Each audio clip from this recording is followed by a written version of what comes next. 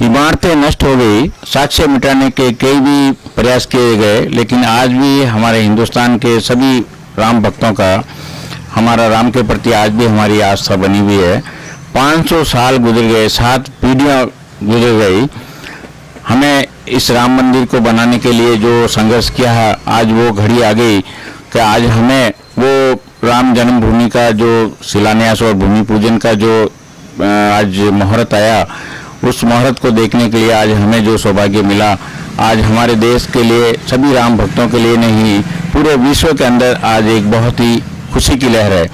12:44 का जो समय था, 12:45 तक, 1 मिनट के अंदर वो शुभ घड़ी आज हमें सौभाग्य मिला कि आज उस शुभ घड़ी के हम भी साक्ष्य बने। और आज उस शुभ घड़ी के अंदर हमारे आदरणीय प्रधानमंत्री जी श्री मोदी जी ने आज उस राम मंदिर का शिलान्यास किया और कहते हैं कि सच्चाई की जीत होती है। और हमें उच्च न्यायालय द्वारा जो राम भक्तों के पक्ष में जो निर्णय मिला, आज उसी का परिणाम है कि आज हमें वो भूमि पूजन करने का सौभाग्य मिला।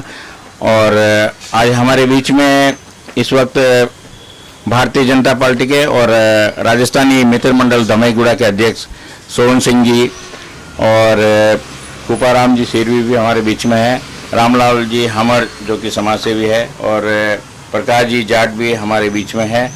लेकिन मैं सबसे पहले श्रीमान सोहन सिंह जी राजपुरोहित, जो कि भारतीय जनता पार्टी के ईसीएल से वरिष्ठ नेता भी है और राजस्थानी मित्र मंडल के अध्यक्ष है, मैं सबसे पहले नवभारत समाचार में मैं उनका स्वागत करता रहा हूँ। सोहन सिंह जी, आपका नवभारत समाचार में स्वागत है। आज जिस तरह से राम जन्मभूमि का जो शिलान्यास हुआ, वर्षों से हमें इंतजार थी और हमारी 7 पीढ़ियां बीत गई, लेकिन आज हमें वो सौभाग्य मिला। इसके बारे में आप क्या कहना चाहते हैं? सबसे पहले सभी को जय श्री राम। हम सौभाग्यशाली हैं कि आज हमें राम जन्मभूमि शिलान्यास उस महोत्सव को देखने का मौका मिला। देश के आदरणीय प्रधानमंत्री नरेंद्र मोदी जी के कर कमलों द्वारा ये कार्यक्रम संपन्न हुआ। 500 साल की गुलामी, 500 साल का अत्याचार, और त्रेता युग में राम पैदा हुए, मगर इस कलयुग में उनको वनवास दे दिया गया। और 500 साल कार सेवकों ने, राम भक्तों ने, विश्व हिंदू परिषद ने, भारतीय जनता पार्टी ने जो लड़ाई लड़ी और आखिर में जीत सच्चाई की हुई। जिस राम को ये लोग नकार रहे थे, अभी आप देख रहे हैं जो राम जी को नकार रहे थे, आज कल से 2 दिनों से सब राम जी के पक्ष में लगे हुए हैं। मैं समस्त देशवासियों को, पूरे विश्व में, हिंदुस्तान में जहां कहीं भी राम भक्त बसे, उनको बधाई देता हूं आपके चैनल के माध्यम से। और बहुत बड़ा खुशी का आज का दिन है कि इतने दिनों बाद में आखिर हमारे को ये दिन देखने को मिला। देश के सर्वोच्च न्यायालय ने इस चीज को समझा और राम जन्मभूमि के पक्ष में निर्णय आया।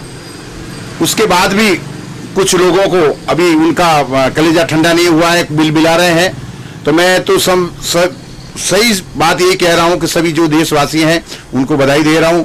आज बहुत बड़ा खुशी का माहौल है, निशब्द हूं, आज बहुत उत्साहित हूं, बहुत खुश हूं। और हमारे जितने भी साथी हैं, और सबसे ज्यादा तो सौभाग्यशाली ये हूं कि 1992 में जब रथ यात्रा निकली राम जन्मभूमि के लिए, उसके अंदर मैं शामिल था। इसलिए मैं सौभाग्यशाली हूं कि मैं भी इस राम जन्मभूमि आंदोलन से शुरू से जुड़ा हुआ हूं। हमारे सभी मित्रों के साथ जब अडवाणी जी की रथ यात्रा हैदराबाद आई तो मैं 2 दिन तक उनके साथ ही था, रथ यात्रा के साथ ही था। बहुत ही खुशी की बात है। ये तर्पण की भूमि है, ये अर्पण की भूमि है, और यहाँ पर भारतीय संस्कृति अभी भी जिंदा है। और जिस तरह से आज प्रधानमंत्री जी नरेंद्र मोदी जी ने वर्षों पहले जब वो संसद में जीत के आए थे, जिस तरह से उन्होंने संसद को वो जो प्रणाम किया था, आज उसकी याद ताजा करते हुए उन्होंने जब राम जन्मभूमि की तरफ जब वो गए और जब राम की वो मूर्ति को देखा उन्होंने और जिस तरह से साक्षात प्रणाम किया, क्या वो वास्तव में एक सच्चे देशभक्त है? साहब, ये देश संस्कारों के लिए जाना जाता है, अपनी संस्कृति के लिए जाना जाता है। और नरेंद्र मोदी जी कोई सामान्य व्यक्ति नहीं है। उन्होंने साक्षात दंडवत किया श्री राम जी को 29 साल पहले, जो उन्होंने प्रण लिया था, वो प्रण आज पूरा हुआ और उन्होंने साक्षात दंडवत किया। ये हमारी संस्कृति है।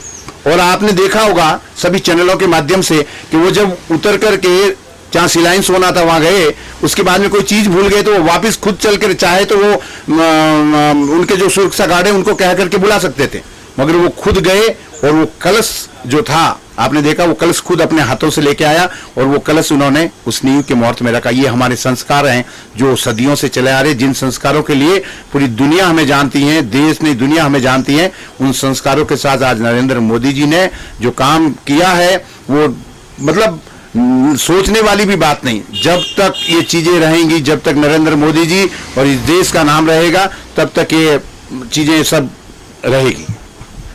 सर, आज जैसे शिलान्यास का बहुत बड़ा पर्व था देश के अंदर, और आज मात्र 200 लोगों को जिस तरह से बुलाया गया कोरोना महामारी के चलते, अगर ये कोरोना नहीं होता तो आज अयोध्या की क्या हालत होती?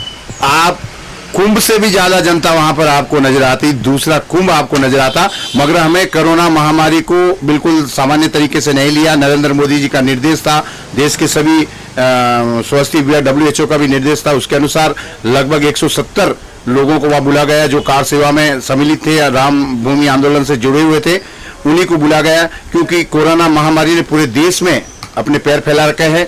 और लगभग आपको इसके बारे में पता होगा कि लगभग 40 लाख के आसपास हमारे हिंदुस्तान में इस कोरोना महामारी से लोग ग्रस्त हो गए हैं।